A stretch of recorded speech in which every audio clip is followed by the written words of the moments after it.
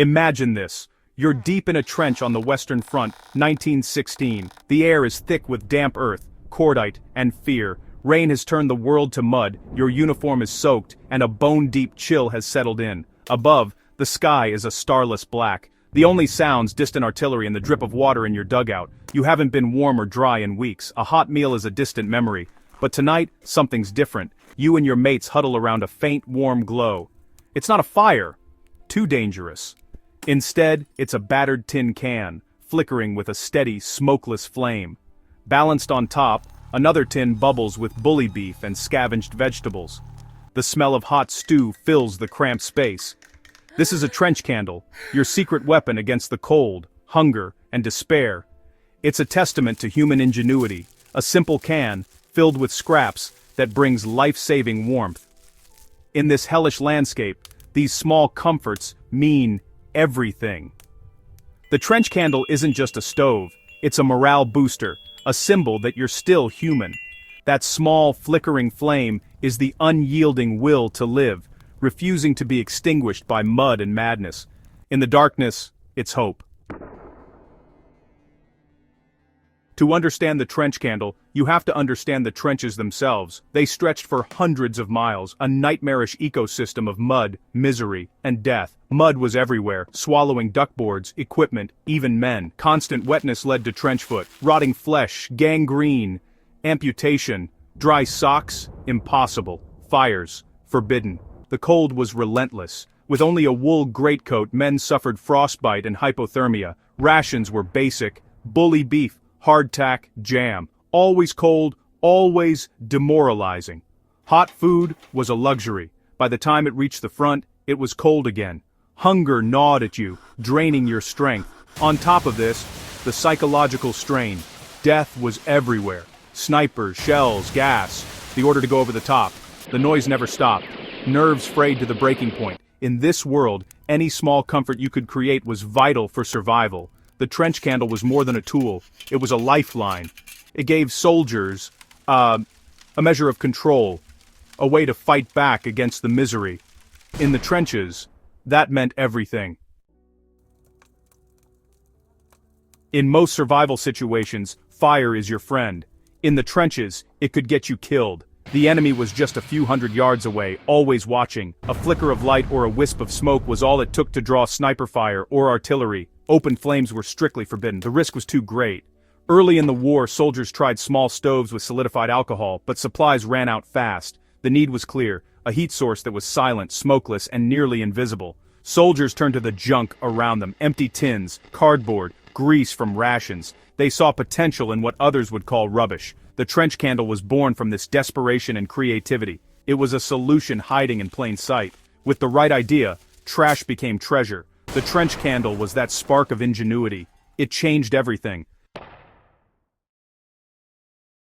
The trench candle wasn't official kit. You couldn't request one. It was a grassroots invention, passed from soldier to soldier. Known as a Tommy cooker or smokeless stove, its beauty was simplicity. All you needed, an empty tin, corrugated cardboard, and wax or fat. The tin came from bully beef or jam. Cardboard from ammo boxes. Rolled tightly, the cardboard became a multi-wick system. The fuel, tallow skimmed from stews, leftover grease, or melted candle stubs. Pour the melted fat or wax over the cardboard, let it cool, and you had a ready-to-use heater. Knowledge of the candle spread quickly, a rite of passage for new recruits. Sharing this skill built camaraderie and defied the dehumanizing conditions.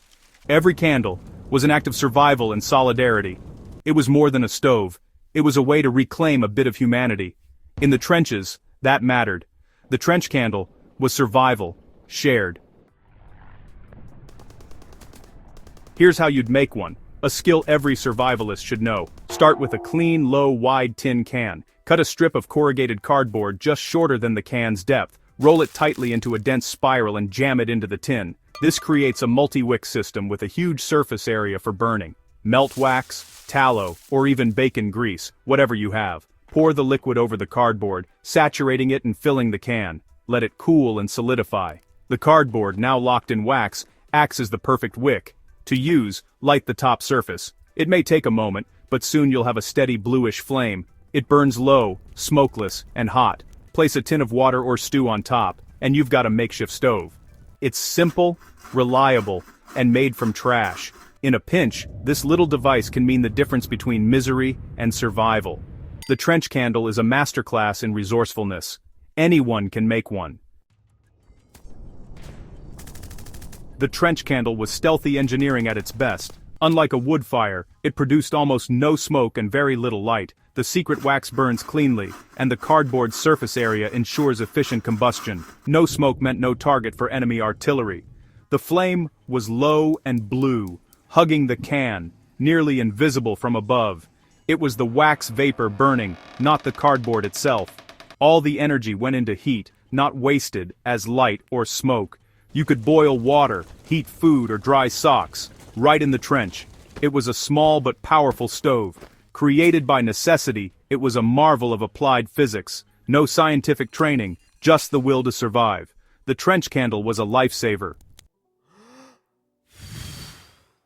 The trench candle was more than a clever gadget. It was a lifeline. It brought warmth, hot food, and a sense of normalcy to men living in hell. The psychological impact was huge. Making something useful gave soldiers a sense of control. Private Harry Drinkwater wrote home, "We make little stoves out of old tins and cardboard and melt fat into them. It gives off a grand heat and we can warm our tea on it. It is these small things that keep us going." That gift from heaven feeling was real. The ritual of making and sharing the candle-built community. Around its small flame, men shared stories, sang, or simply sat in silence, soaking up the warmth. The candle was a tiny sanctuary from the horrors outside. It was a symbol of resilience, a small act of rebellion against the war machine. It proved the individual soldier still had agency, could innovate, and could improve his lot. The trench candle was hope in a tin can. For many, it was the difference between despair and endurance. Even in hell, humanity endured. That flickering flame was more than heat. It was a reminder to keep going. In the trenches, that mattered most. Soldiers are natural innovators. The basic trench candle was brilliant, but men quickly improved it. Some made stands from larger cans, shielding the flame from wind and prying eyes. Others fashioned wire grills for stable cooking platforms. Two-can systems created chimneys, directing heat more efficiently. Fuel was always an experiment. Tallow, wax, engine oil, even sand to extend burn time. Each tweak was a small victory shared along the trench. This constant adaptation kept minds sharp and spirits up. It was survival through innovation. Every improvement was a way to take control and push back against chaos. The trench candle was never just good enough. In the trenches, better meant survival.